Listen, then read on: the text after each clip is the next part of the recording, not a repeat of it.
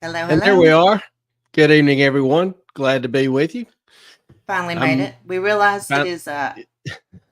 It's a Saturday before St. Patrick's Day, so this might be a slow stream, but we worth fig- the rewatch. we figured we would be fashionably late, so Mm-hmm. good to see everyone. Been an interesting week, both in the world and in our own lives. Today we went back to welding class, learned a little bit about MIG welding. There's stick, MIG, TIG, a few other things, plasma cutting. So, hello, Brentwood. Good to see you. Brentwood, what's going on? Are you having a lovely St. Patrick's Saturday pre St. Patrick's evening, I guess? St. Patrick's Day, a day when all the Irish around the world celebrate a great Scot. So, as a Oh, Scot, thanks. I commend you, Irish, on your good taste in heroes, martyrs, saints, or whatever. Well done.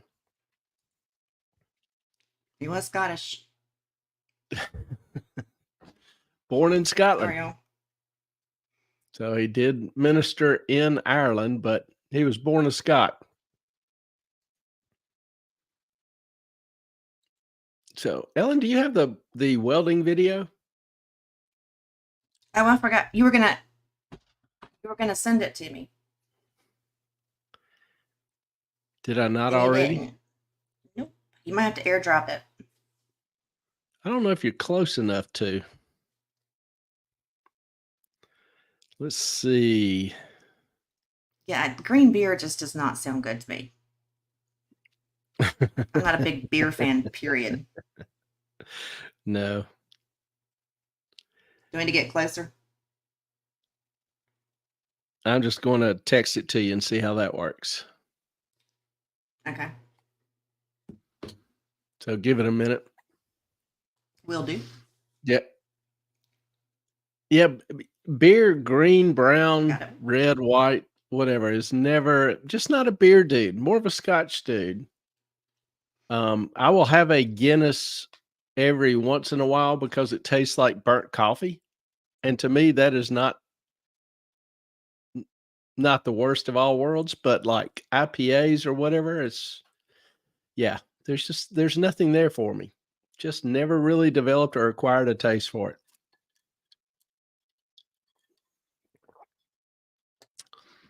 I don't go Nope. out on holidays knowing we're drinking. Safer at home. It's not a bad idea. And here on the island, today was really crowded. Everybody's coming down. It was a pretty day.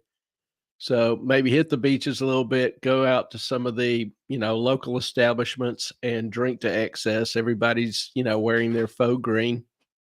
So it's crowded. Kind It of a is pain like in the butt to get around. we were welding for what, 5 hours today? Yeah. And we're coming back into town and it's an hour away. So we left here at 8 o'clock. We got back into town at 2. Is that right? 8, 9? Yeah. Thereabouts. Yeah, or 2:30. And there were people outside the sidewalks of restaurants. They were already just 3 sheets to the wind. We were like, oh, not going back out today.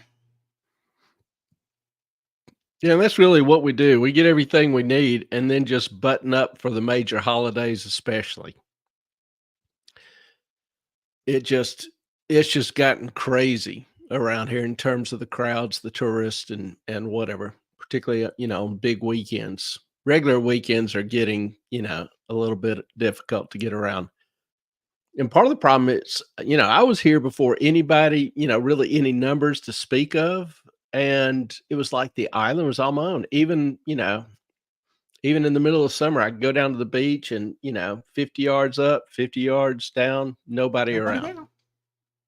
Plenty of room, it's peace and quiet. You walk on it at night, rarely would meet or pass anybody else. It was like it was my own island. And I admit, I got a little spoiled.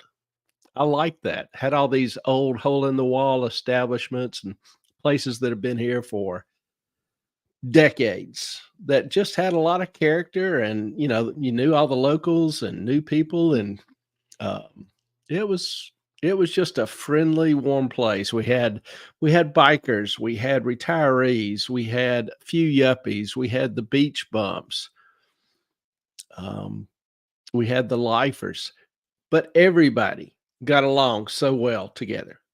It was just a very amicable kind of place.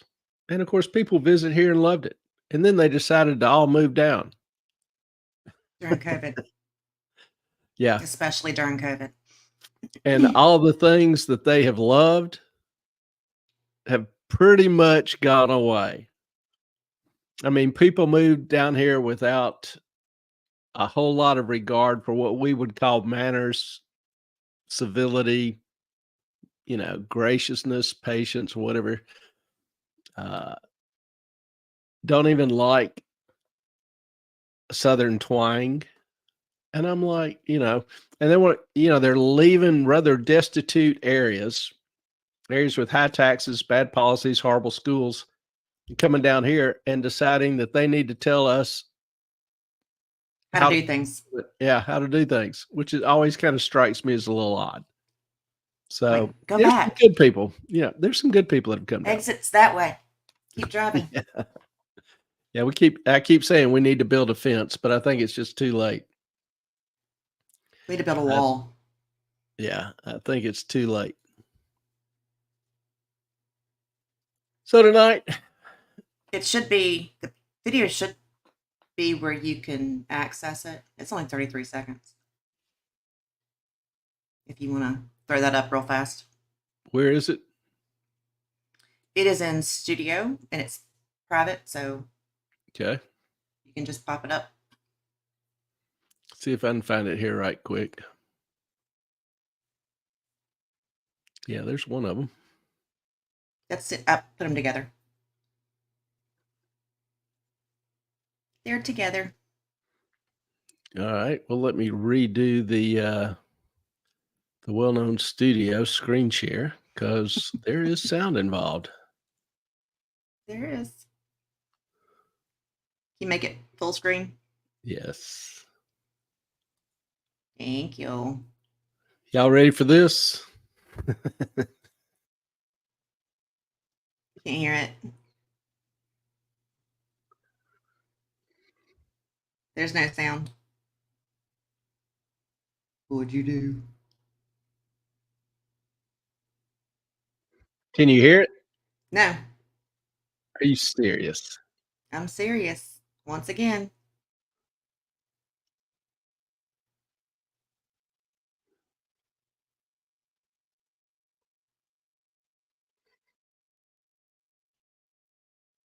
You see me That would chomping my be gum there. that would be Ellen in the second part, the close up there. And basically we're learning to weld a straight line. It is not quite as easy as it can look. There's a lot of technique. You got to understand a lot about the metals and the particular welding process you're doing. It's a lot of fun. Don't know if y'all have a chance to take welding or if you have any interest, but if you do, I recommend it highly. I Yeah, think today it's was a a lot of fun. moderately useful skill. And some of the welding machines, like one guy brought a welding machine that does stick and MIG and could do TIG. You need to buy an additional attachment, but the machine was $100 and it plugs into a 110-volt outlet. And it can do a lot of the stuff you'd ever want to do around home. Hmm. Um, just stupid, stupid cheap price. Yeah, I if mean, you have you like can get, aluminum, sorry. yeah, you can get far more expensive machines, but you can get machines that weld very good on thinner metals like quarter inch, 3/8, maybe up to half an inch. And aluminum chairs. If you have one that's breaking, you can take care of it. Yeah, aluminum, stainless, iron, steel. You can use all the different welding process on, all the different metals just about, and it's fun. So Yeah, the looking guy. forward Yeah, to developing some better technique. yeah, and the guy that teaches it used to fix bridges, and so he's got more knowledge than. And he just love. I don't know why he does it. He loves it. The course is cheap. It's like $160 to learn all the different Yeah. welding techniques. A- So And it's it's a hobbyist welding. It's not a welding certification program. mhm. That would be a little bit more intensive. And I may actually, it has different courses. It has one whole course for MIG or a couple courses for MIG, couple for TIG, one for stick. Um, and I may end up taking some of those just to try to get some better understanding and degree of competence. But it's a cool little deal. Enjoy the hell out of it. I think Ellen does too. Oh yeah, it's great fun. All right, let me get this off. And we'll go ahead and get started. Let's do it. Tonight, we have a topic that hadn't really planned on doing necessarily, but was looking at some of the previous issues that we covered in some depth over the past month or two. Brentwood, I would trust you around fire anytime. If he trusts me, he trusts you. Yeah. And these are topics that have been in the news that have some impact, either immediate or down the road on your future, on your finances, on opportunities that are available, on the general direction of the country, the economy. And so I was thinking about these things kind of in the aggregate and some recent discussions, you know, on the failure of the American educational system. I guess it was a week ago. And I asked if it was a feature or a bug, the Feature? horrible education. Was it a feature or a bug? And I started thinking about all these different issues and the various trends each implies, and realized when you start having coincidence after coincidence after coincidence, it's not a coincidence. So tonight we're going to review some of these trends. And if you've been watching the channel, some of this will be familiar to you. Hopefully it'll be familiar to you. But tonight we want to kind of put it all in context, kind of give a, brief review of all these major trends and issues. And when we're done, I'm going to ask, do you think it's all just by coincidence, or is it by design? I say repeatedly in my class, in my life, on the channel, that ideas have consequences. Well, tonight we're going to focus on the consequences of, different policies and ideas, not on the stated goal, not on the hoped for idea, not on the reasons that may be given for these policies. But we're going to look at specific policies put in place by the government and ask, what is the likely outcome? What is the actual, if unstated, goal? So let's start tonight with immigration. It's been a big issue, and we've talked about it repeatedly. We saw last week this breakdown on jobs, and you've got the two different lines from probably about I would say 2014 through this last month. The big dip you see in the middle obviously is the COVID impact, but the blue line on bottom is the employment level for native born people in the US. The red line is foreign born who work in the US. And if you'll notice, the number of jobs for Americans is declining and really has struggled to get back to the pre-COVID level. We're actually somewhere around a 2018, 2019 level. Foreign born employees have absolutely skyrocketed. Huge number. And if we, if we look it down, if we break it down specifically by the numbers, what we've got since basically June of 2018 is that of the jobs created, 3.8 million have gone to foreign born workers. Native born workers have lost 18 million. So almost all the jobs created have gone to foreign born workers, which is interesting, to put it mildly. Do you have a It's kind of theory a on that? it's kind of fascinating why.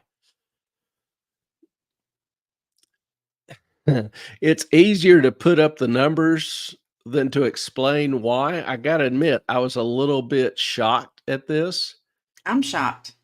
but I think part of a big part of the reason is a lot of the jobs that have been created have been part-time, low-income jobs. And foreign-born workers are more apt to accept those jobs than American-born workers. There hasn't been a big boon in engineering or you know science type jobs, Look, STEM type it would jobs. help. It would help if we educated our children. I mean, that would, but it's like they don't want to. Yeah, You know, we talked about the Taiwanese chip manufacturer, the largest chip manufacturer in the world, spent $36 billion to open a plant in the US, and they wanted to hire US workers, but couldn't find enough US workers to staff the plant. So they wanted to bring over 10,000 Taiwanese workers, and these were well educated. They would have very high paying jobs, great technical skills. And the government said no, wouldn't give them green cards because it would not be a diverse enough employment panel, which is fascinating. I would it personally is. love, Go ahead. I was just going to say, I'd personally love to have 10,000 Taiwanese come in here, establish, a little community or whatever, which, do you think it would be peaceful and law abiding and very clean, very well maintained? Yes, I kind of do. Do you think their school would actually do a great job of educating kids? they might I actually kind of motivate the American children to. I mean, I don't know that they would let their kids go to American schools. Yeah, they would probably establish their own with that many Hmm. kids. I imagine the company would establish their own. And I love some of the Japanese and Eastern education. Like in Japan, they have kids in the third and fourth grade. They don't have janitors. They have the kids cleaning the bathroom, which if you've ever been in a public restroom in the US, you know that there's a ton of people out there that have no idea how to use a public restroom. And having the kids clean it, do you think they are much more considerate when they go to use it? I mean, I'm a fan. I think that's an idea that ought to be implemented in every American school. So, I personally would love to see it. Now, continuing this thought about, jobs for foreign born workers, it made me think. Consider this combination, extend this. in combination with jobs, the number of job openings. Now we know, using the BLS's Bureau of Labor Statistics own data, that the number of jobs created last year was about 2.7 million, which I have also argued with their numbers. Now, remember, we talked previously about this. The Bureau of Labor Statistics does 2 surveys every month. It does the employment survey, in which it surveys businesses and asks them how many jobs did they create.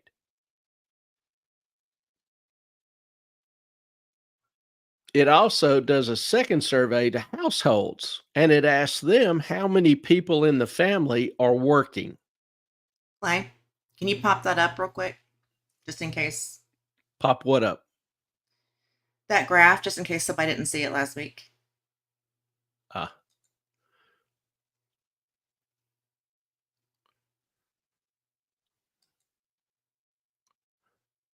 You talking about this one?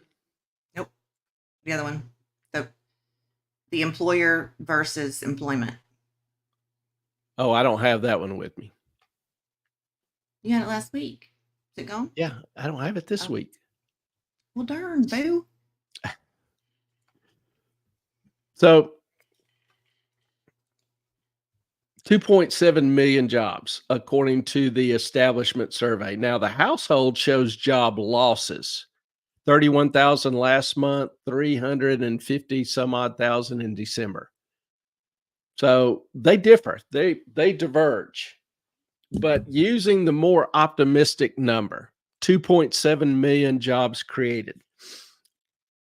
Now remember, that 2.7, that includes government jobs and part-time jobs. Okay? They all count the same. Well, we also know, according to the Border Patrol, that they had 3.4 million encounters with illegal aliens last year. So, at a minimum, 3.4 million people came into the country illegally. Doesn't count legal immigration. So, just doing the math, you have 3.4 million new people in the country. You've got 2.7 million new jobs, full-time, part-time, whatever. So net, there's at least 700,000 more immigrants into the country than jobs created. And that 700,000 doesn't include the growth in American native-born individuals entering the workforce. So, what do you think happens to wages when you have an overabundance of labor versus number of jobs available, particularly entry level jobs or low skilled worker jobs? We don't really have to guess. We can look at what happened. Here is real wages over the past 5 years. And you can see during COVID, they soared. Well, since COVID, what's happened to wages? It's been a relatively steady decline. Now, this only goes through the fourth quarter of 2023, so it's missing a couple of months. And the last couple of months, real wages have declined. What's happened now? I'm going to ask you Ma'am? real quick, just for people who can't see the dates. The gray bar is when? Recession, COVID. Okay. And then it slowly goes down. There's one bump where it kind of peaks up. When is that? That would be somewhere around the fourth quarter of 2020. Okay. And then it's what is the last down bump? Well, this is Last just down from divot. this is the around March, April, May of 2020. This is December of 2023. So this is Okay. basically the second half of 2020, 2021, 2022, 2023. Okay. So, but halfway through 2022, there's the next little divot, Yeah. the last little divot. That's Okay. just statistical aberrations. That's fine. I just can't see the numbers. People may be watching on an iPad or a phone. Yeah, the main idea is this trend. Real wages.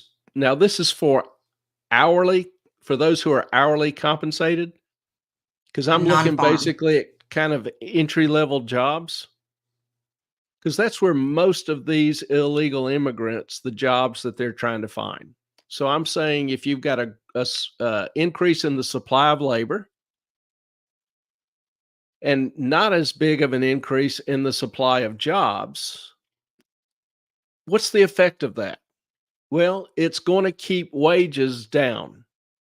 It's going to keep wages from rising. It's going to keep wages suppressed. And that's pretty much what you see here. Now if you compare that to CPI over the same time period, here's what's happened to prices. How's that If we working out for everybody? yeah, if we do the math, since roughly May of 20, prices have increased 25%.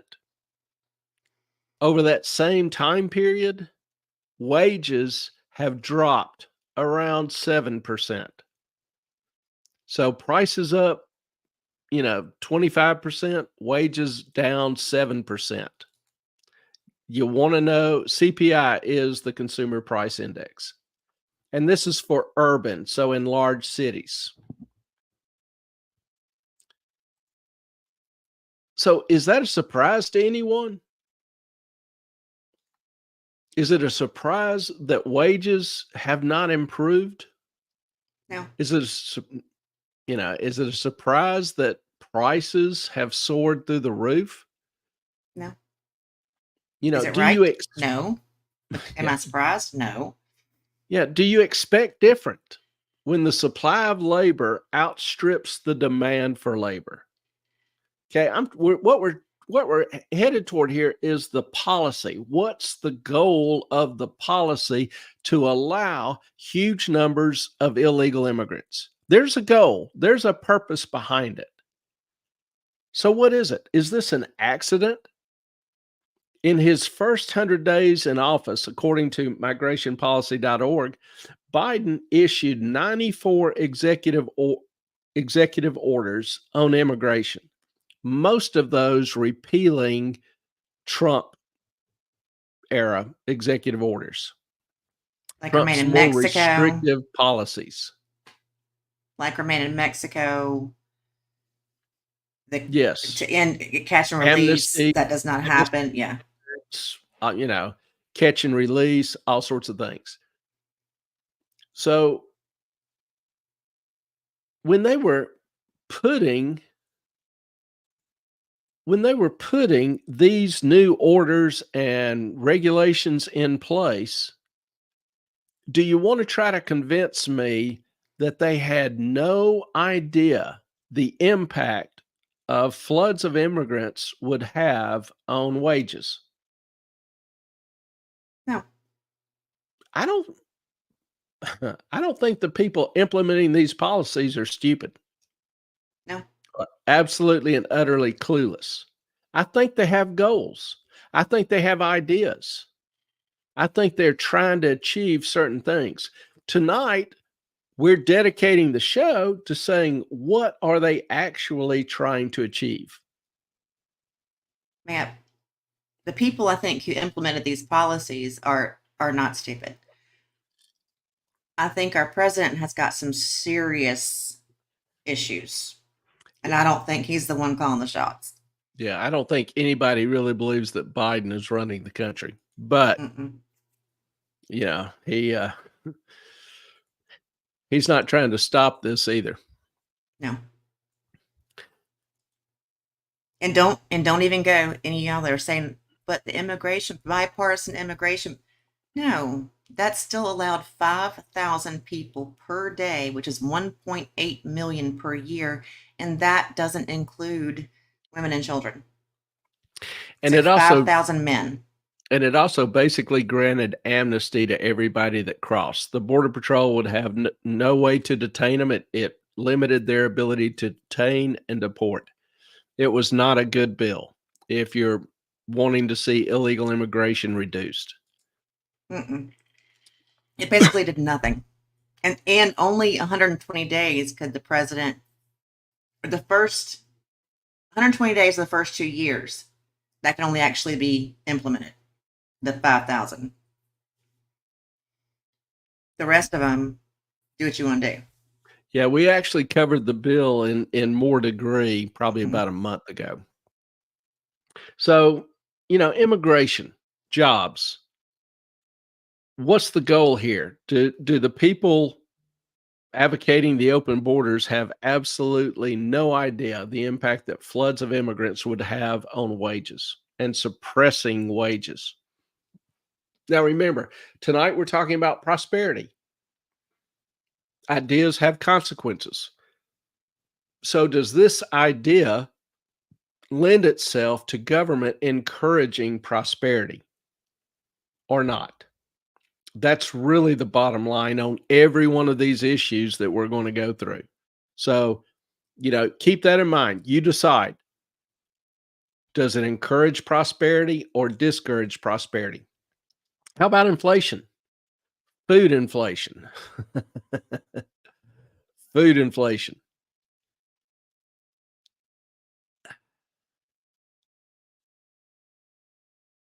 We need to buy a chicken and a sugar barrel.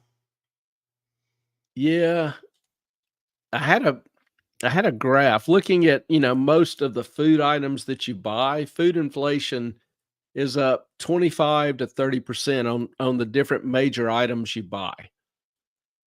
Apparently, I've lost the graphic. And so the question is begged. Surely no government official wants food to become more expensive, right? Or do they?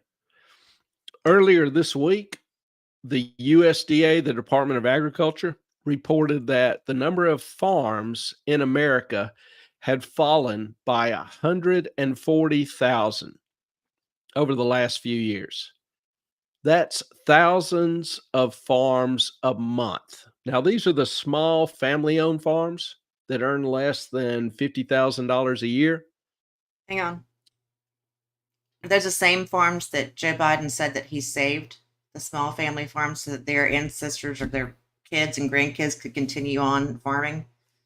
Yeah, probably. Yeah. So lost 140 over 140,000 farms. Now, large farms, large corporate farms increased by 36% over this same time period. What causes this? Is this something of interest to the average consumer?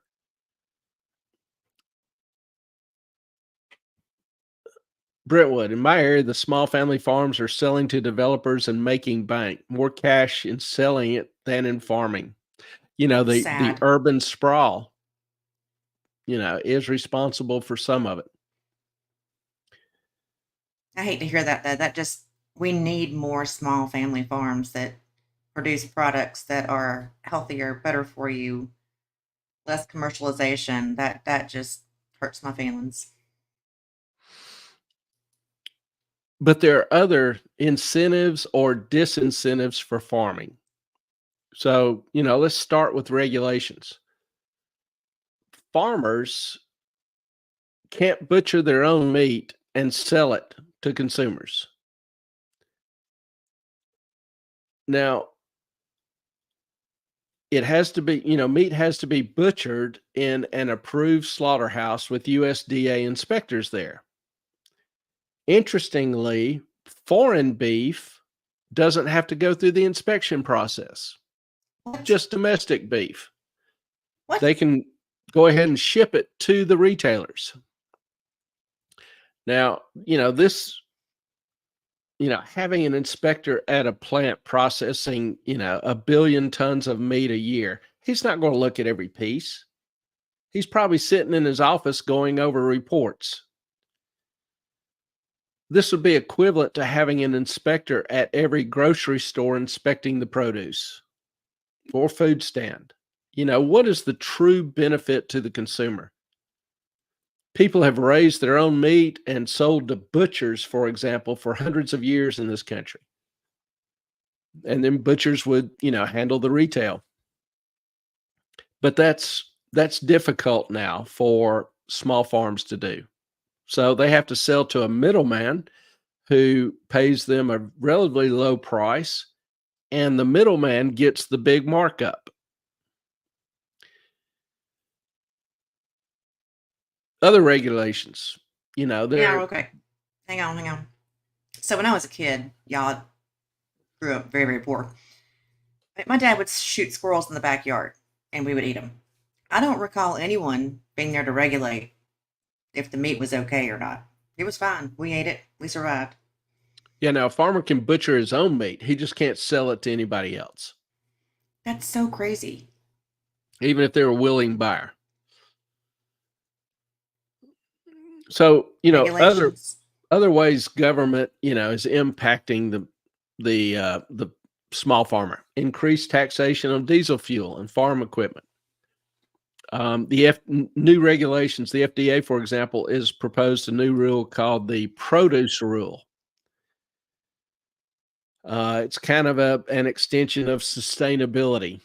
And by their own estimate, they estimate that this new rule alone will cost a family farm about $13,000, about $12,400 A year or total? a year. So what does that do to a mom and pop farm who net about 50,000? Takes away their That's money. yeah. That's 26% of their income just on one new regulation. You see the same thing on manufacturing, mom and pop, small businesses. The National Association for Manufacturers estimates federal regs cost large plants. By large plants, we're talking about plants with over 100 employees. Cost them nearly $50,000 a year per employee. I'm sorry, uh, 24,000. For large, it's 24,000 per year. For small, that cost has increased to about 50,000. So for a small business, small manufacturing plant with less than 100 employees, the annual cost of regulations is about $50,000 a year per employee. So, is this incentivize people to, you know, create small business, create more manufacturing in the country, or does it disincentivize them? You know, Disincentivize. the regulations are killing small business, which ultimately drives the economic engine of the country. Well, not only does it kill small business, it also puts money in the pockets of the three-letter agencies and the government. What was it? Sarbanes-Oxley. Sarbanes-Oxley is a bill passed after the fall of Enron in the early 2000s that basically makes fraud illegal. It was kind of already illegal, but now it's doubly illegal.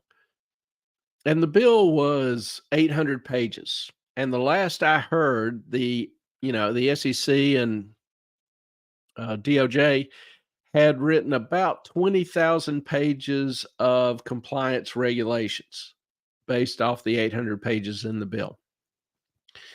I saw one report where, for example, Philip Morris, large, well-known, much-loved tobacco company, it cost they filed a tax return 54,000 pages long. Now, How many accountants, what kind of systems do you have to have? How much money do you have to spend in order to file a 54,000 page return? Various investment banks have estimated that Sarbanes Oxley has increased the cost of business by about $1 million per year, which, if you're a small business, that's a big chunk of change. If you're a huge international company, no big deal. So, what it ends up doing is it ends up hurting small startup businesses.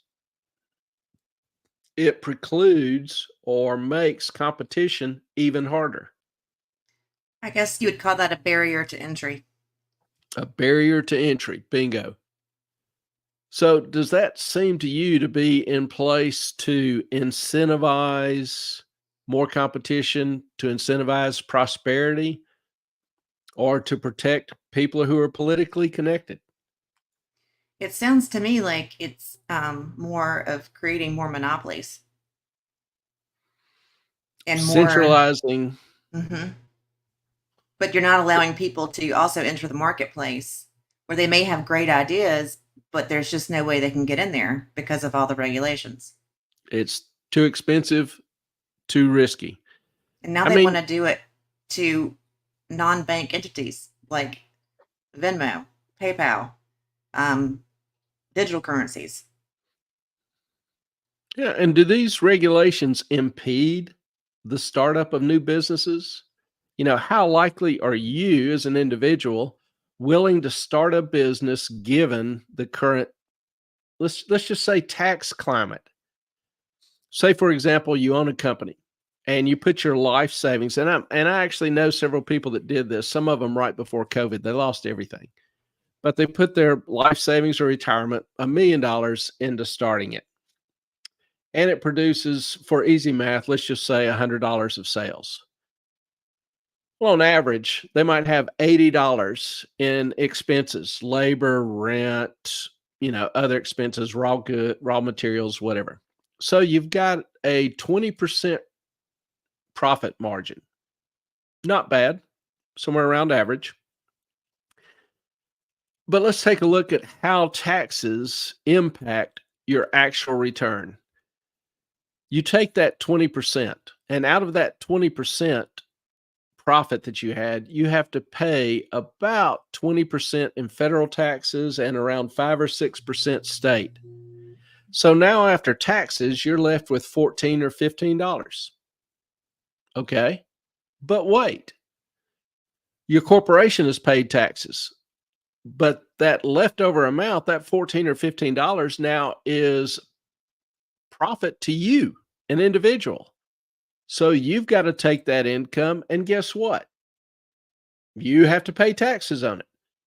So the average wage earner in the US spends the months of January, February, March, and most of April working to just pay their taxes.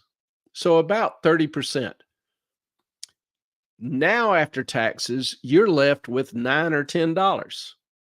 And out of that, you've still got to pay sales taxes, property taxes, taxes on your phone, taxes on your utilities, whatever. Anything you do just about now is taxed. But wait, it gets better. No, wait, hang on. Finding it. Where is it? Show me the money!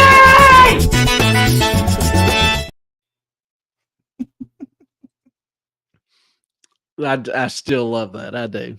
I Best know. swoosh in the business. Now, like I said, it gets better because in the latest omnibus bill, the administration has proposed that taxes should go up. How cool is that? For example, it's proposed a 25% tax on capital gains even before you sell it. So if you buy a stock and it appreciates in value, the way the law is today, you're not taxed on that gain until you sell it. Well, under the proposed tax, you would be taxed on it even if you didn't sell on it. The appreciation in price would be taxed immediately. How cool is that? In addition to that appreciation tax, when you sell it or receive a dividend, if you receive dividends, the top tax rate would double from 23 to 45%. Then you've got your Yay. state taxes. And in California, the state tax is around 13%. So let's do the math. I love doing math. If you have $100 of gross earnings, there would be $8.84 in California corporate income tax. There would be $25.52 in federal income tax. There would be $8.73 in California capital gains tax. And there would be an additional $29.27 in federal capital gains tax. So out of that $100, only $27.63 would trickle down to the investor. Federal and state government would take the rest. That So let doesn't me seem ask you, right. does that incentivize you to want to invest in the US or No. disincentivize investment in the Yes. US? Yes. You tell me. Also, the administration has proposed an increase in corporate tax rates from 21% to 28%. Add in the average state tax of 6%, and you're paying 34, 35% in taxes as a corporation. And remember, you still owe taxes, personal income taxes, on anything remaining that's paid out to you. But that's not all. Biden would place a surtax on small business income.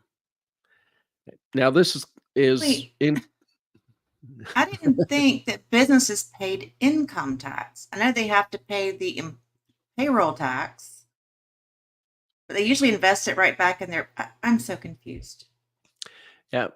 I always, I'll ask people, do you think businesses, corporations pay taxes? And most people will say, yes, they do. My point always is no, corporations don't pay taxes. Mm-mm. They collect them because taxes are an Exactly. expense to them, just like rent, just like labor, just like raw goods, whatever. They have to pass that expense on to the consumer. That's not the way I was thinking about it, but okay. So, even if you want to increase the taxes, corporate taxes, what you're basically saying is consumers are going to have to pay more. And if American companies have to charge a higher price, that makes them less competitive. So they Some lose are business. some are even starting to make you pay the credit card transaction fee. Fees, yeah. And I just saw where Walmart and Target are thinking of charging people a fee when they do self-checkout. Don't Wait, ask me they're going why. to That would be charge the you to dumbest thing. Yes, they're gonna check tack on out an additional fee if you use self-checkout.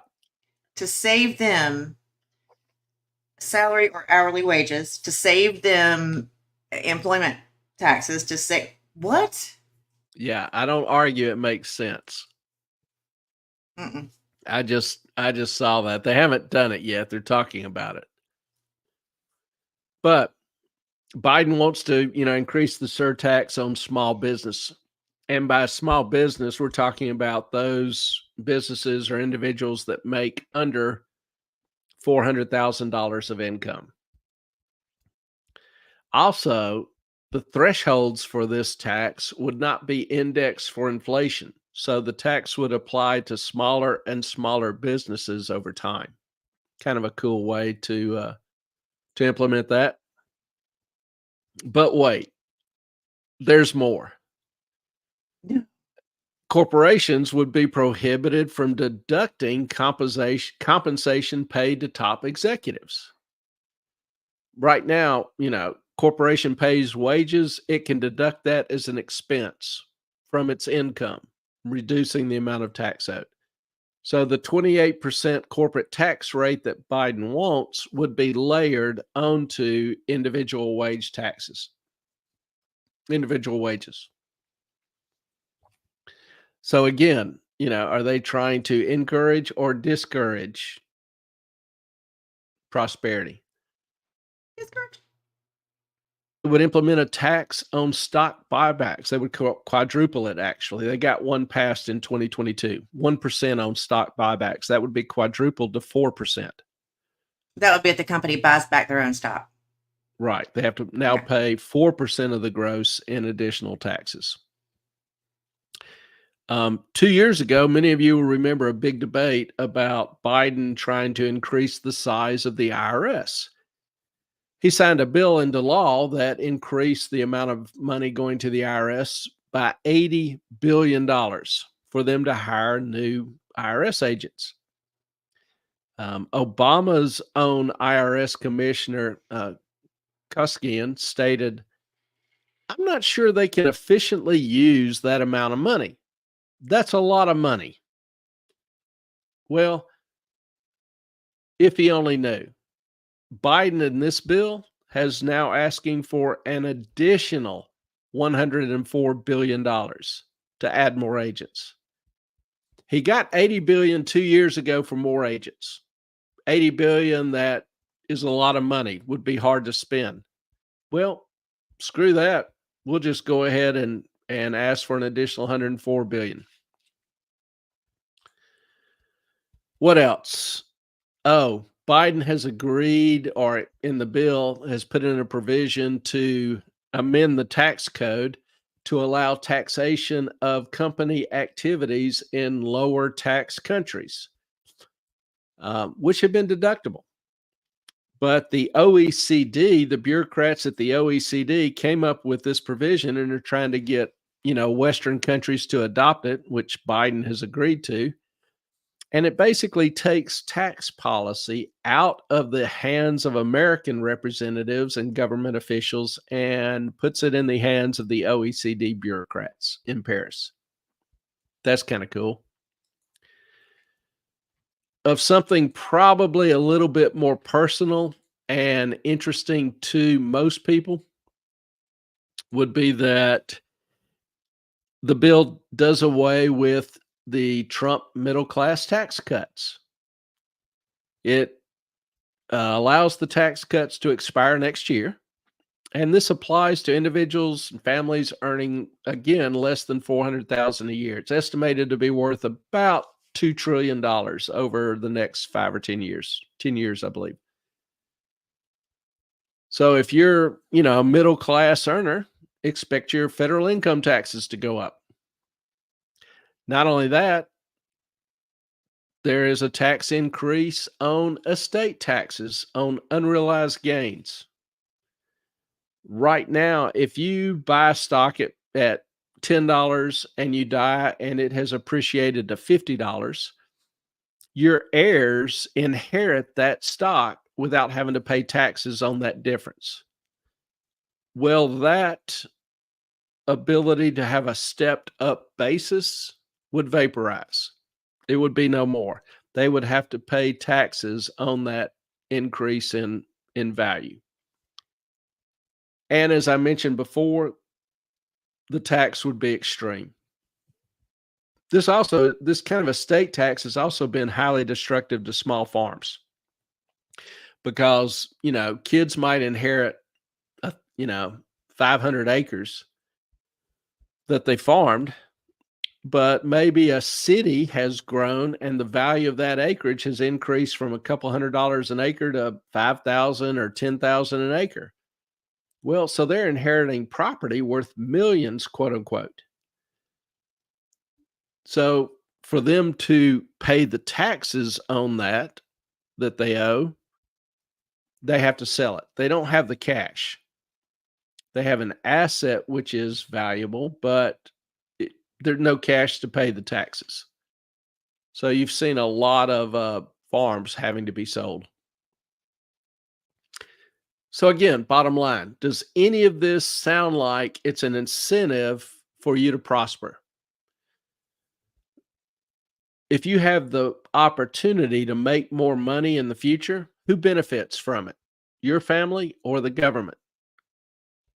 Again, the question is that to incentivize prosperity among individuals or limit it?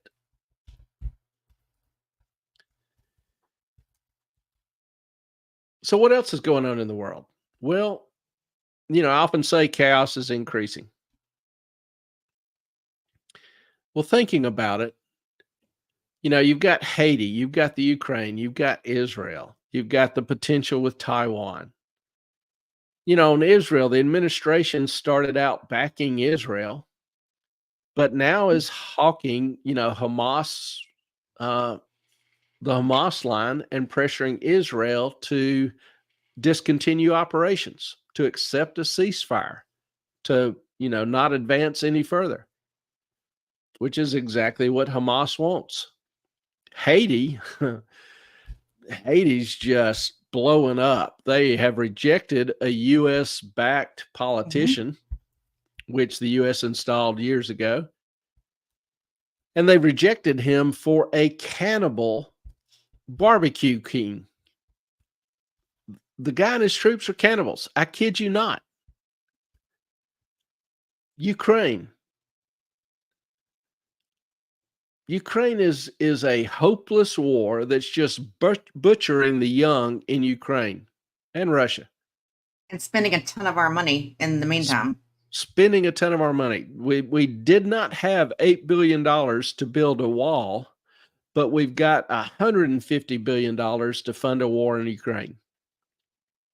That just seems a little weird to me, especially when both of them had agreed to a ceasefire a year and a half ago.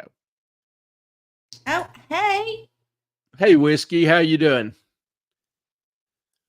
But Happy Biden and Boris Johnson St. killed that ceasefire. Patrick's Day. Sorry. Yes, they killed it. And I still don't understand why. Well, I guess that's part of the a feature and not a bug. But we're throwing money at something that is not doing. They can't win, and it's not helping. It's not like taking money from Russia and making them broke. That no, I mean, that's I'm not kind of what buying I'm it. asking is what's the goal in any of this? It only seems it seems to me as if chaos is the only goal, not any victory of a particular principle or set of core values or ideals. I mean, in Haiti, cannibals and gangs are free to immigrate to Florida or New York or Boston. Just had another illegal from Haiti arrested the other day for raping a disabled girl Really, that is so in sad. Boston. Oh,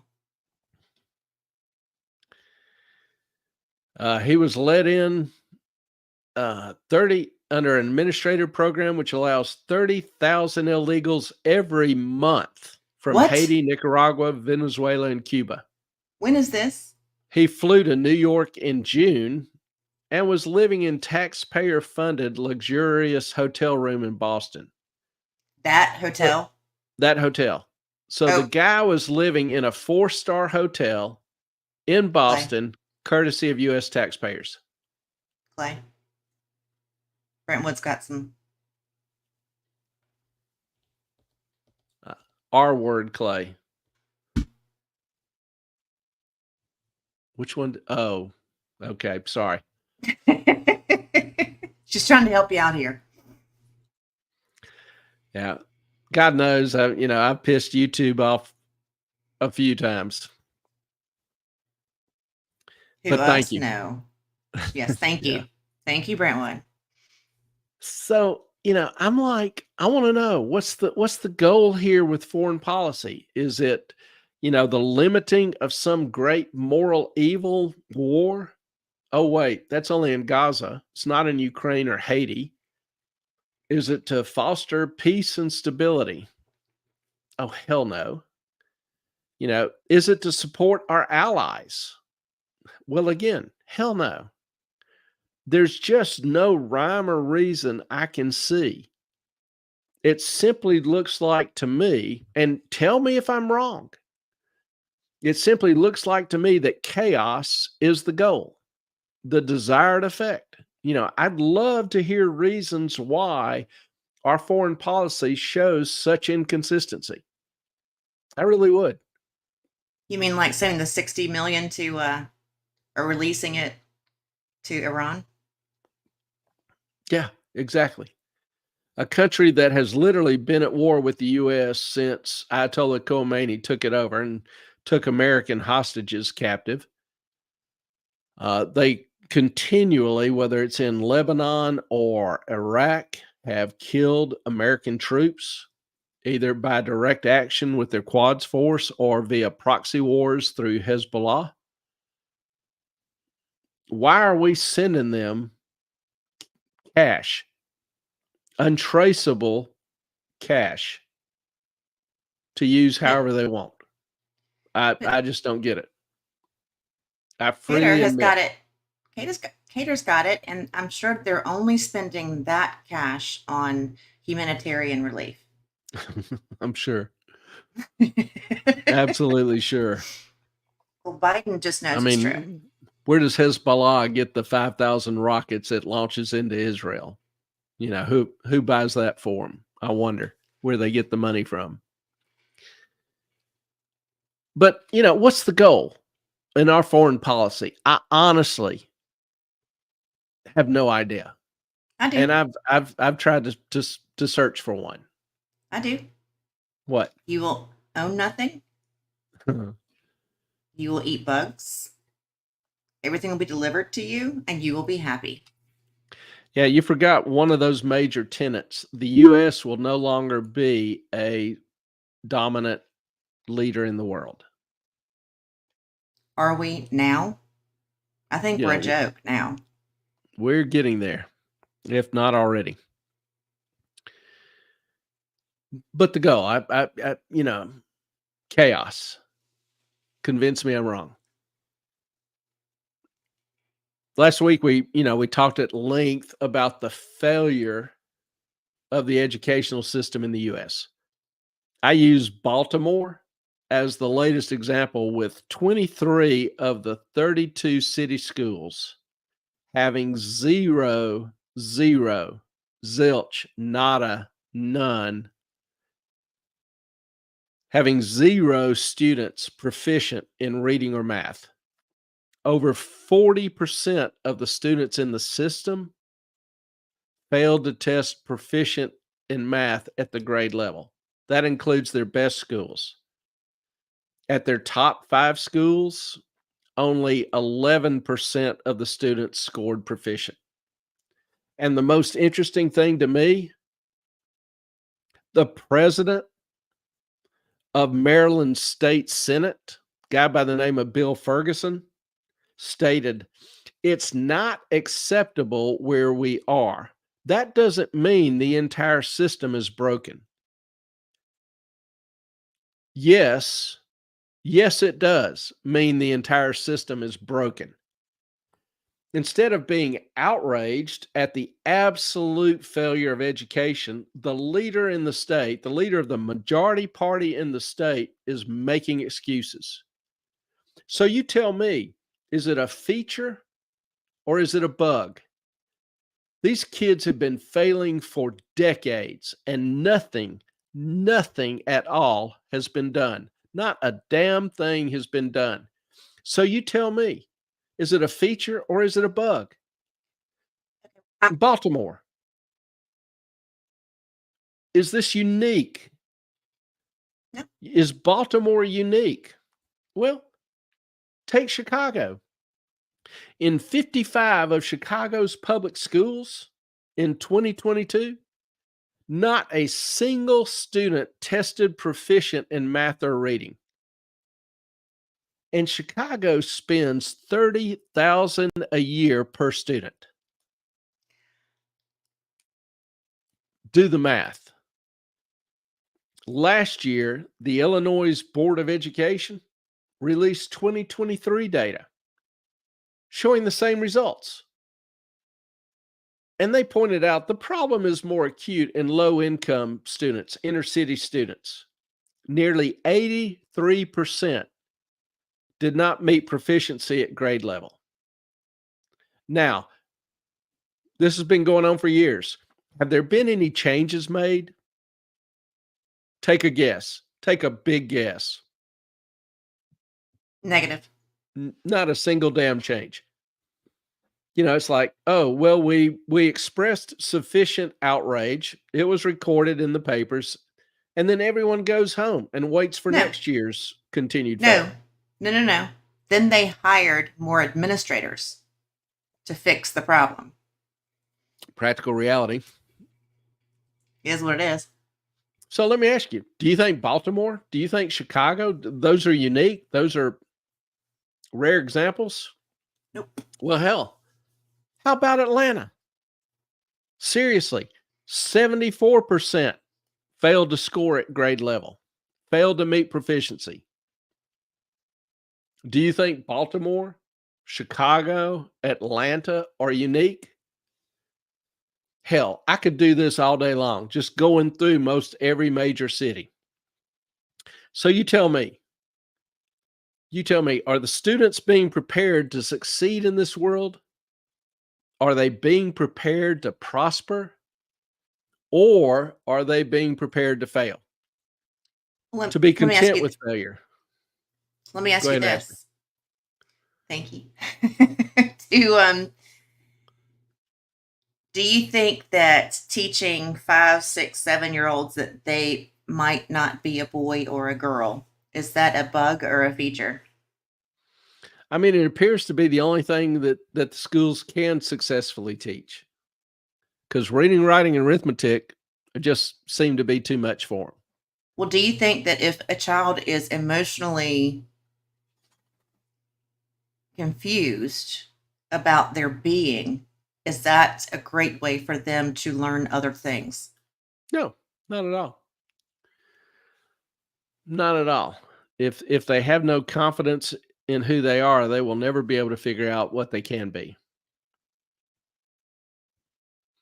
I think it's Um, just sad because I know students that, even when I was in hair school and, I was going through a divorce and I was having a crap day and I would show up and I would look at my um, teacher and I'm just like, I'm having a day. He said, you're not going to learn a damn thing. Go home. Because I had too much other stuff going on in my head. And I think if you would confuse a child with their identity, I mean, that's what you're learning from the time you're born until at least you're 5 is your identity. Who am I? I'm this little person who depends on mommy and daddy and I have needs. And then when you tell that child, you're really, no, maybe you're just not what you think you are. I think that is, pardon my French, a mind fuck for a kid. yeah. And you look at, what are the schools actually teaching? We know it's not reading, writing, and arithmetic. Well, there were headlines a few months ago, Seattle, Portland, whatever, both of them actually. They've started teaching that Western math is a tool of power and oppression. What does Western Western math style mean? math, geometry, algebra, it it in effect is racist. It disenfranchises people and communities of color. What they're really teaching is stupid is good. And words have no real meaning. You just say something that sounds like you're offended and you're gold.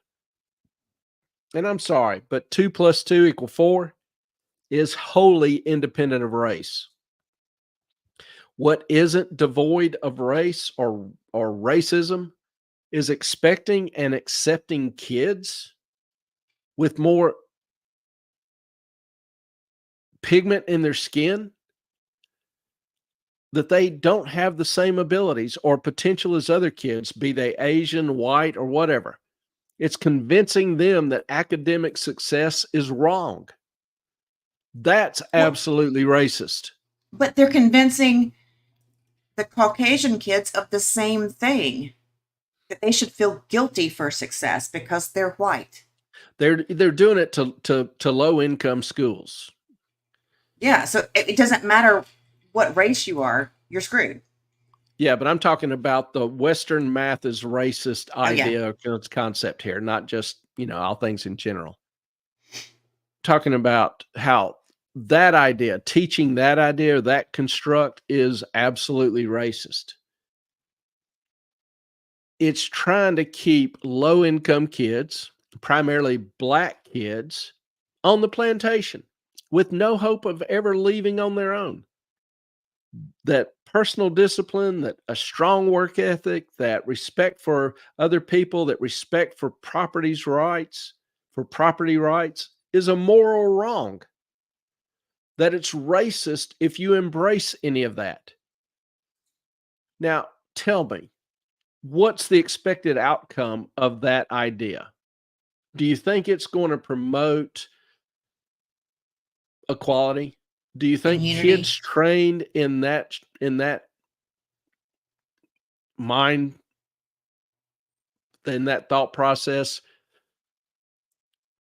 that kids trained to view everything as racial and against them, do you think that will inure to their benefit and help them succeed in this world? That teaching That them that they're nothing more than a hopeless victim of the greater system? What's the expected outcome there? What's the goal? Is it to improve their chance of succeeding along with others who may is to look keep different? is to keep them in poverty. Or is it to keep ensuring that that never happens? You tell me.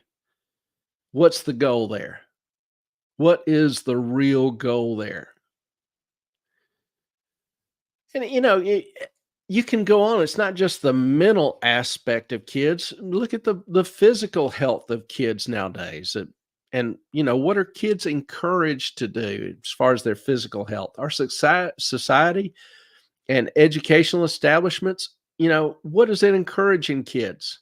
It encourages that, fat is sexy, fat is good. Don't body shame. Litho. You know, mental illness is normal.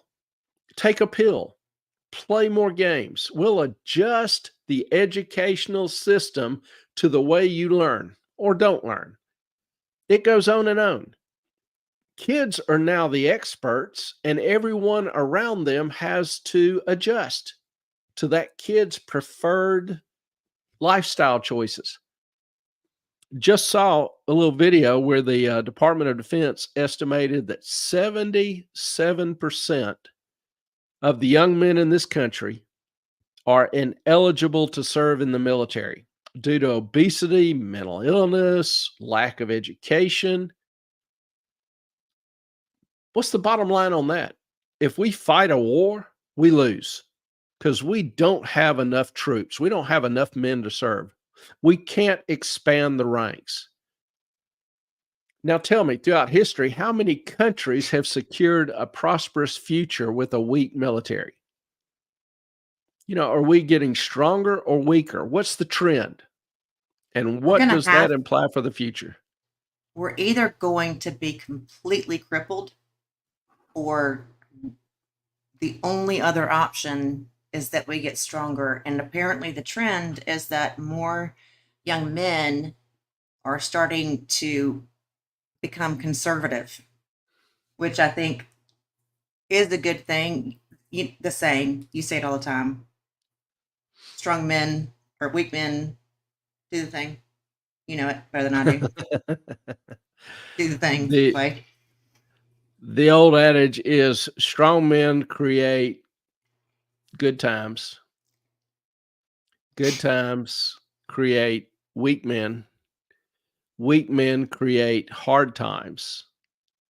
Hard times create strong men.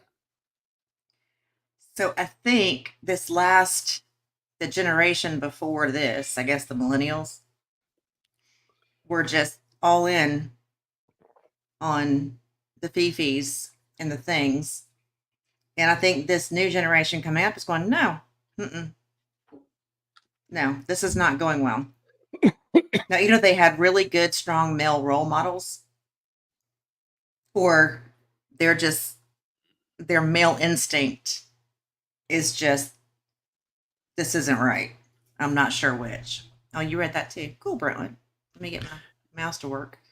Yeah, I think a lot of them are being tired for being blamed for everything, and they're starting to say, this is just this is just bullshit. This is not my problem. It doesn't stem. I'm not liable or responsible because I have less pigment than somebody else does. It's stupid. Absolutely stupid.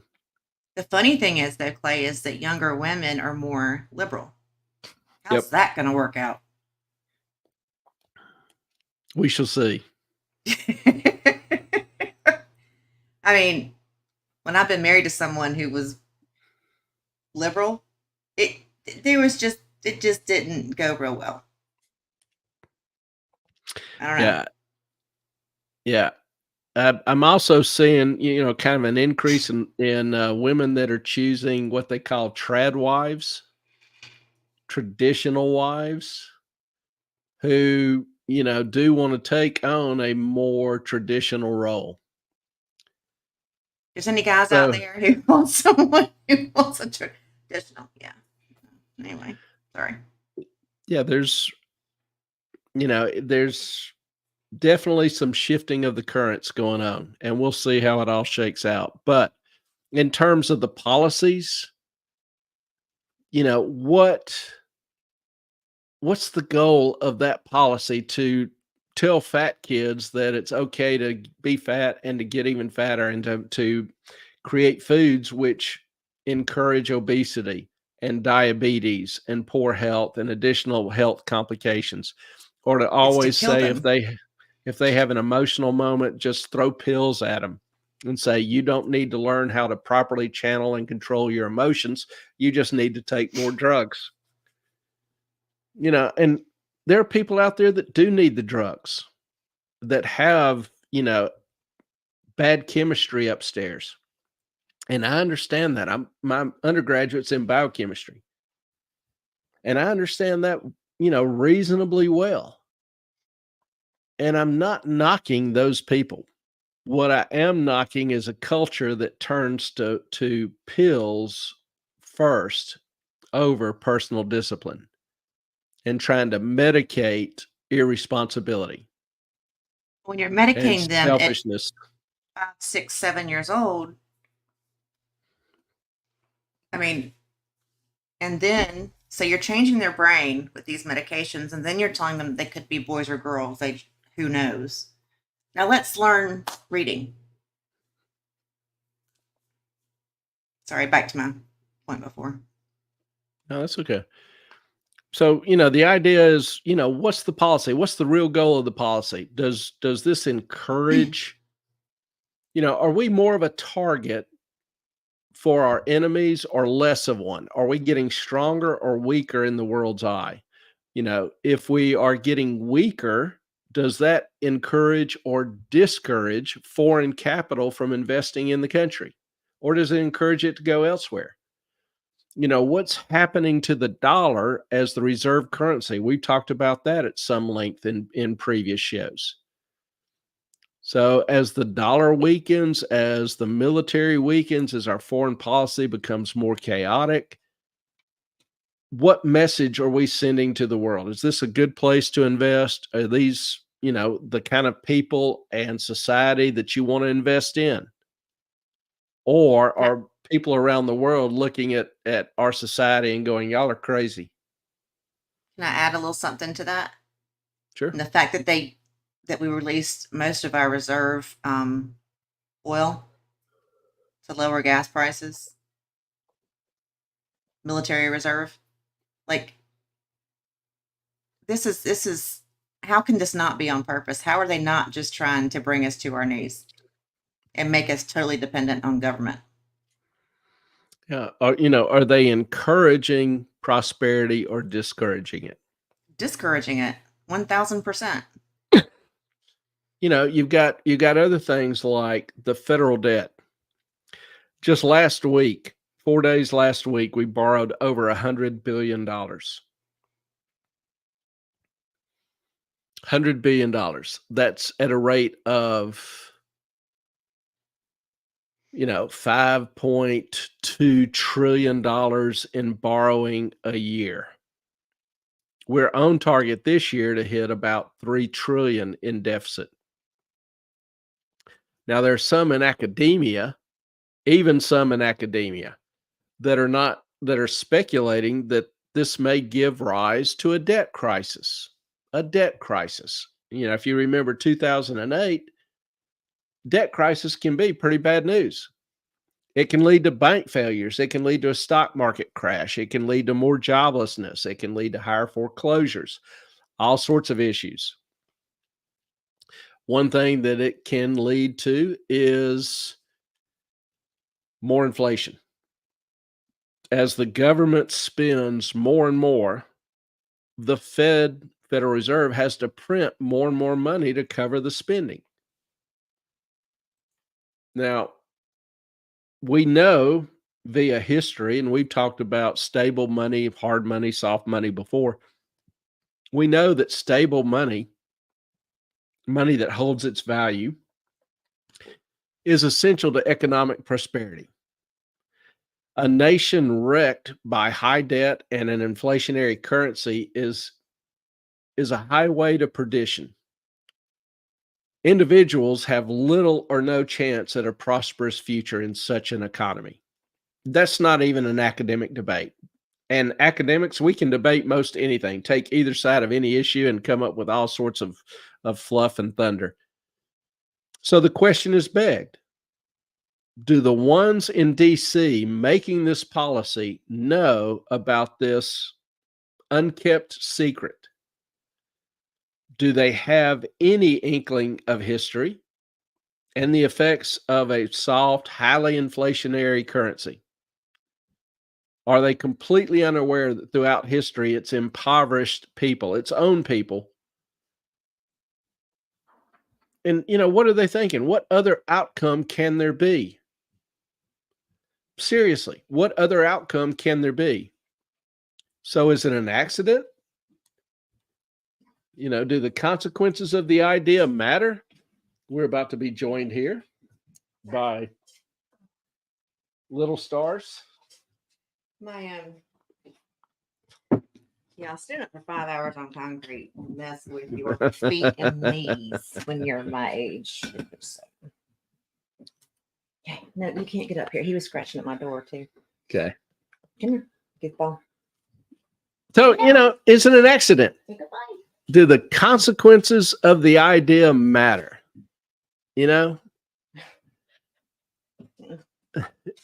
Does this promote or does it incentivize prosperity for people? Are they trying to make people, are they trying to help people be better off or worse off? Are they oblivious to history, completely oblivious to history? Let me ask you now, your thoughts. Immigration, jobs, inflation with both energy and food, war, rumors of war, education, DEI, all of these, are they incentivizing individual success? Are they incentivizing prosperity? Or do they actually work to limit it? Do they work to make you more dependent on government? So we're talking about, or so you're talking about the Department of Education, DOE, Department of Energy, I assume, the FBI, CIA, as far as foreign, DHS, State Department, DHHS, Department of Health and Human Services. uh-huh. We're talking about the EPA. We're talking about unions. We're talking about every three-letter agency out there. Most of them, yeah, a lot of them. The DEA with the fentanyl coming across, which is not helping anything. It's killing more people. I mean, 100,000 a year of Americans. Seems like there's something going on here. Yeah, my point is when you go through, and there are policies that I've left out that I don't have time to cover, but as you go through most every policy out of DC for the past few years, and you ask yourself, what is the goal? What is the actual consequence of this idea? What's the state that people have to live with after this idea is implemented? And you do that.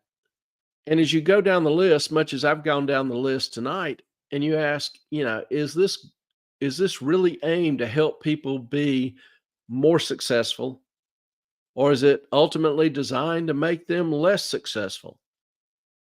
And on the major issues that I've talked about tonight, on every one, there's really only one conclusion that I can come to based on the actual results, history of these ideas. They are not designed to make you better off. They are not designed to help you. They are not designed to give you more opportunity. They are not designed to help you prosper. But they're trying to sell that to you with some of the propaganda they put out, and then the guilt if you don't buy into it. Oh, they've always got a good reason for their policies. It's always to help you. Mm-hmm. Yay. So do you feel like you're better off now than, for those that have been around, do you feel like you're better off now than you were 20 years ago? Do you feel like, if you're younger, do you think things in the country, the economy are getting better? Are you hopeful? Do you have high expectations for the future? Or do you doubt your future? Do you doubt the opportunities that you will have? Are you concerned that you won't have the same opportunities, that you won't live as good of a life as your parents did? Ideas have consequences.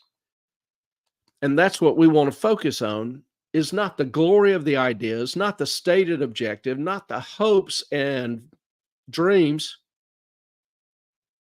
We want to focus on the actual consequences that people have to live with. And what are the actual consequences of the policies being implemented?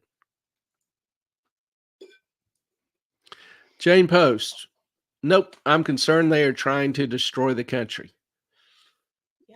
Yeah. I find no fault in that. It sure as hell seems that way, in my opinion. And we're not giving. Clay does finance. He goes over the facts. He's like, here is what's happening. What do you think? I mean, I have no problem giving my opinion on it. My Clay is more just here it is. Yeah, I have always studied trends. Like the Wall Street Journal. I'm not necessarily a big Wall Street Journal fan because the Wall Street Journal describes itself as a diary of the US. So it tells me what happened yesterday. I don't really care. I don't care what kind of whimsical, mythical explanations people come up with for why the market rose or dropped or whatever. What I want to know is what's happening in the future. And then I'll invest accordingly. If I see an opportunity a year, 2 years down the road, I'll invest. If I see risk increasing over the next year, maybe 2 years, I'll start pulling out of the market to protect my gains. This is this is Moffat on money. This ultimately has, financial implications. To me, finance is a social science. Most people don't understand that. but we really are. We're a social science because you can't quantify. I mean, I use some relatively high math, partial differential equations, calculus, matrix algebra, whatever. But you cannot really, when it comes down to it, J.R.R. Tolkien once said, a single dream is more powerful than 1,000 realities. And I believe that's ultimately how the market works. I can't quantify, I can't put in mathematical terms hope, dreams, fears, uncertainty. I talk about risk, and we have some measurements for risk, volatility, beta, whatever, some mathematical computations based on movement in stock prices. But do they adequately and fully capture risk? No, they don't. Wouldn't even pretend to think so. What they capture is current movement in the market. There's information there, but as we have seen through time, it is imperfect information.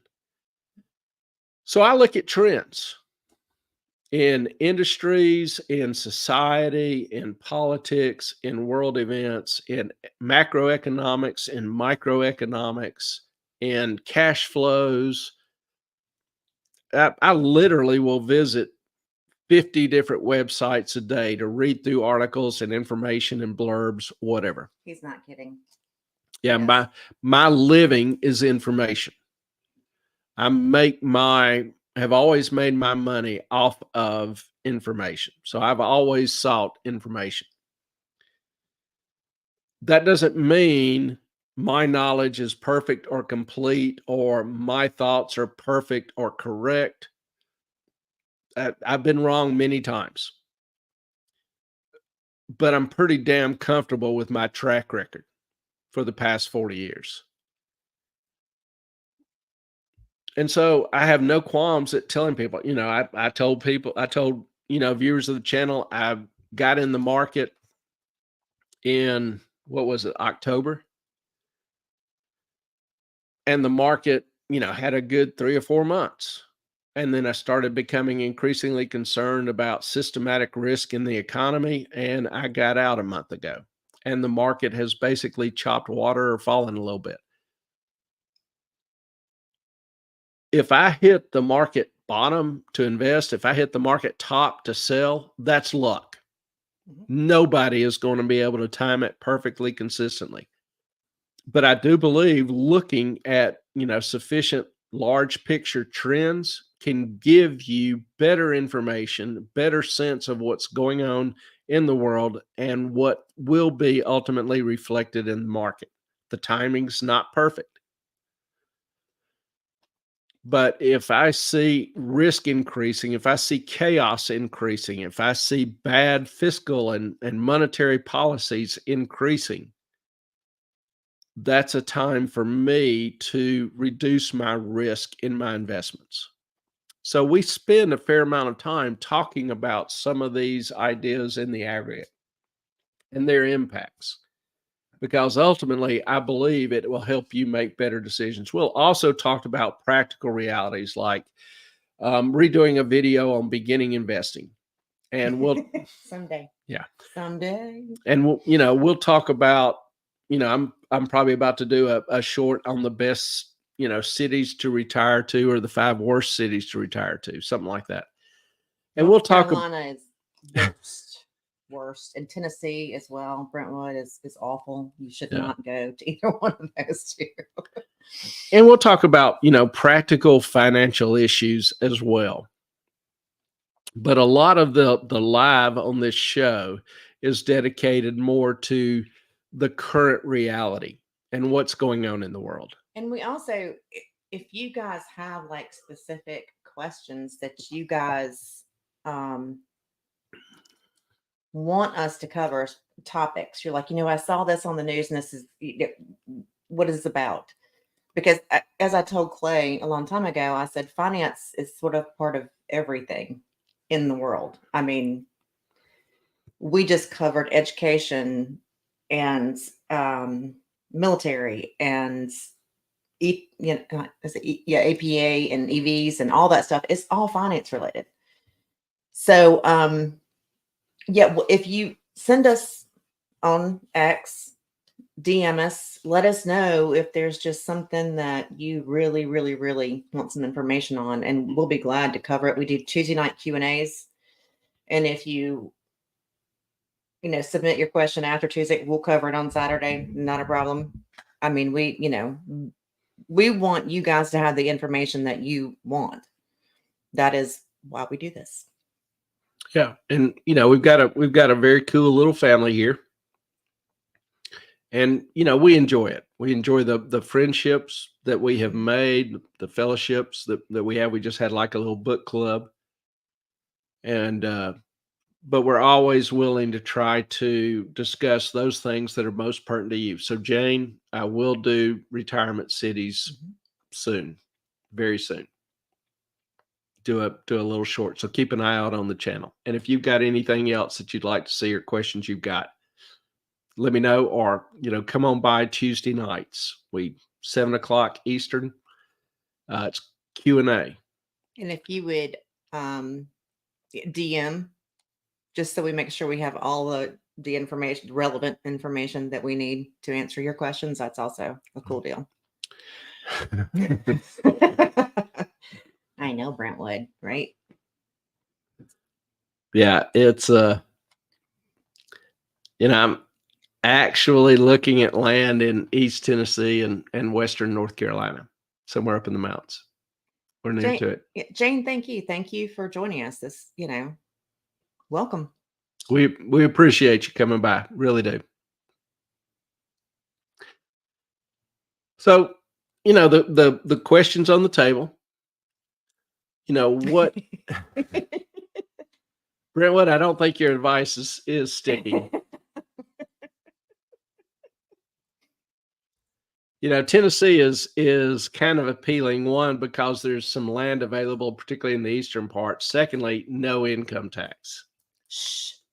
We're still looking there. Stop it. Here's the no income tax. That's Florida and Texas too. Texas, Florida. Florida's full. Yeah. And I'm not doing Florida.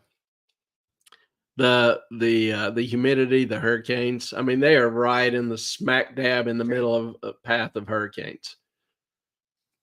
We don't get any here. No. Wilmington actually is the best prepared city for a hurricane I think I've ever seen. It really handles them pretty well, all things considered. Yeah. So, questions on the table: immigration, jobs, inflation, both with energy and food, military wars, DI, education. What do you think? Is it a feature or a bug? Feature.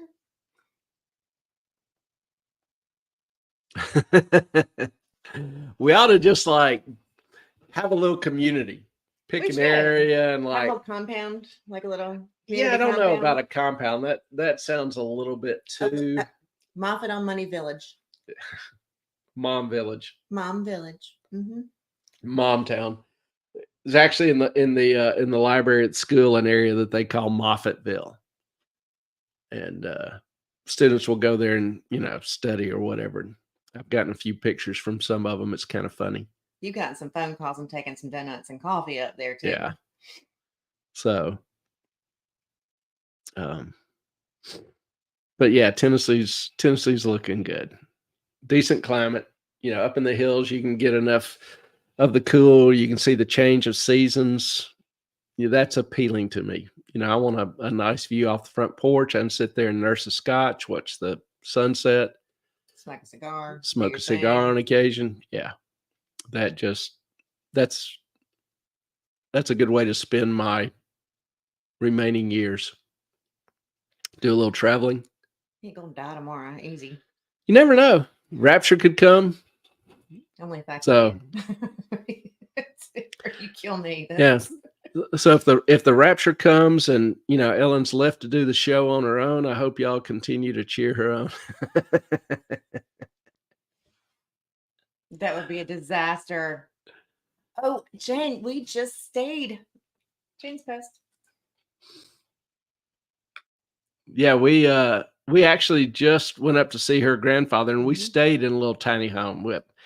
I definitely want to downsize and simplify. But when Clay can't stand up in the bedroom, it's six Yeah, it foot three. had a That's a loft, problem. and the ceiling sloped down to where your pillows was probably about a 2 foot clearance. He could have done this and touched the ceiling. Yeah. So I could barely stand up at the tallest point of the loft yeah, straight. I mean, the ceiling was like right here. and like I say, I want to downsize, but I want enough room to where I can have a decent kitchen, decent bathroom, some storage space, an extra little utility room. So it'll be a smaller house, but probably, I'm thinking 1,200 square feet maybe. And a lot of that will just be open space. I'll probably have a bigger garage than I do house because I want, a woodworking shop and Oh, we did see that one that had the 3 extra. Sorry. yeah, place to do some welding and wash my car in the winter when it's cold. Your truck. My truck. I love my truck. So, but it'll be simple, pretty straightforward. Right here. Plenty of models all on one floor designed for retirement living, and I'm saving some. Maybe one day we'll have a retirement home night on Tuesday Q&A and let people throw out ideas and home designs and things that they see.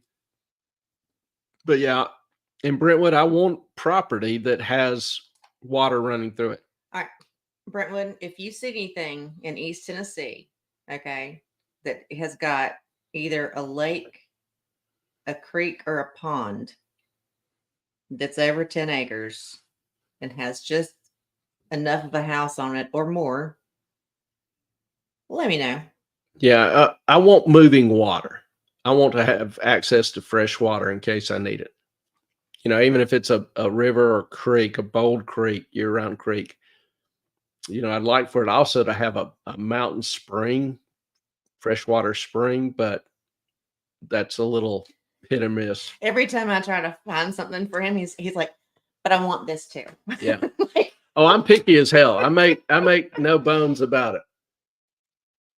a truck is required in Tennessee or access to someone who has one. Yeah, I love my truck. He didn't have a truck, he's got a Ram. He loves his Ram. Yeah. I spent a year researching them before I finally bought one. So, but yeah, I just, I had a sedan before then. And I don't drive a whole lot, probably, 8,000-9,000 miles a year. But sometimes I'll go camp on the beach. There's some barrier islands, and there's some that are in the national park system where nobody lives on. You take a ferry out to them and you can do primitive camping out there. Or I'll go camping up in the mountains, particularly around Shenandoah region, or used to. So I can help friends, pull a boat. I can tow a boat for them, that kind of thing. Haul lumber. Haul lumber. So it's just, and I like being up high. I have better visibility. Also, I don't have to be a contortionist to get in and out of it. I can step right up into it. And, the sedan, I have to, be hitting my head, and it just, have to kind of bend over and, kind of contort to get in it. Just, yeah, no, I'm not doing that. We'll keep that in mind. Yeah, Clay, if he puts the visor down, he's so tall he's like, I can't see the windshield if the sun's in the way, and he's like, no, Yeah. not gonna happen. Yeah, throwing the visor down, I'm a little higher up, so throwing the visor down takes out half my windshield. This is a tall man right here. Just big enough to get in the way. You probably can't tell it because I'm 5'9", but I have a very long torso. I got short legs. Oh, you don't? Not really. Really? Short. Yeah. So we'll do that. I'm going to increasingly get more serious. I'm really probably a year or two away from retiring. I mentioned it to one of the deans, and she got all mad. She says she has plans for me to fill in for some courses, but we'll see. Even though they complain about them, they love them there with the college. They do. Some do. Yeah. Actually, and this is not all bad. The kids that like me and want me, want to work with me on honor projects or thesis or graduate work, whatever, are generally the honor students, the better students. The students that don't care Don't want anywhere near don't you. don't hold me in such high regard, because I will jump their ass. There's a few maybe it encourages, and there's more than a few that have gotten, irritated by it. So, but I do the best I can. That's all I can do. Well, at least you care about your students, and you do Yeah, seriously care about their future and how they're going to turn out, especially because you want them to pay lots of taxes. Yeah. Yeah, I tell them I have a vested interest in their future success. I paid into Social Security for 45 years, and I want mine. I make no bones about it. I want mine. I'll never see mine. I think they're screwed. They won't get theirs, but I want mine. So I want them having good jobs and paying outrageous taxes so that I can get mine. Well, I left that up, Brentwood, so Jane could see your suggestions. I hope you saw that, Jane. Maryville, Tennessee. Yeah, I do appreciate any suggestions. Really do. Well, I'm not going to lie to you. We got up at 6, left here by 8, got home at 2, prepared for the show, took showers. It is now 9 o'clock. We've been up for 15 hours. My ass is tired. I'm sorry. You can do lightweight. I am. You can keep going. I have got to hit the sheets sometime soon because I'm exhausted. My little eyes are red. Pollen's not helping. Plus, I stuck a mascara thing in my eye earlier. So. And if you're new to the show, we normally do try to keep it to 7 to 9. Some shows will go on all night. And I have much respect for them and their ability to go all night. Ramble on. Yeah, to ramble on. But a lot of our viewers do kind of check out. We've had some from Scotland, England, or whatever, and it gets really late there. So I think they're now more on the replay crew. But we do try to keep it to around 9 o'clock. So with that, we're getting some good info here. Brentwood, what do you think about Kingston or Morristown?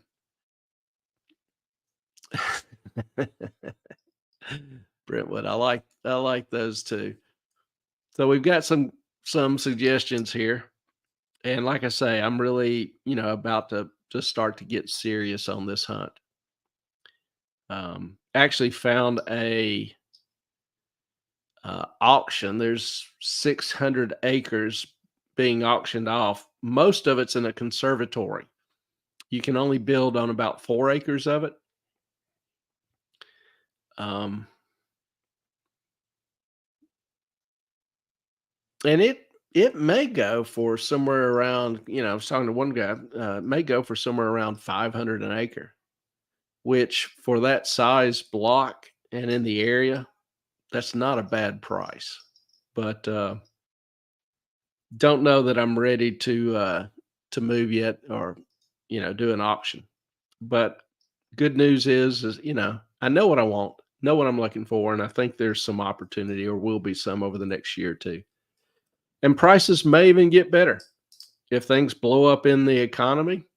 You might see, housing prices have already started coming down, median home price in most areas. So you may even see, some of these, property values coming down. We'll see. I want to thank you all for being with us tonight. I want to thank those of you on Replay Crew. If you will, please hit the like button, do the YouTube thing, share if you will. We've had some really nice, growth the past month with the memberships. Literally have gone from, I don't know, 550 to 1,024, so almost doubled in a month. And so for those of you that are new, appreciate you subscribing to the channel. Hope you find this of some value. If, like I say, if there's something you're curious about or have questions about, email me at Moffat on Money or DM me on Twitter, Moffat on Money. Email moffatonmoney@gmail.com. And look forward to seeing y'all again. Tuesday night, 7. We'll be back here next Saturday night as well, 7 o'clock. So thank you all for joining us. Really appreciate you. And wish you all a most blessed week ahead. Our time is up. We thank you for yours. Good night to you all.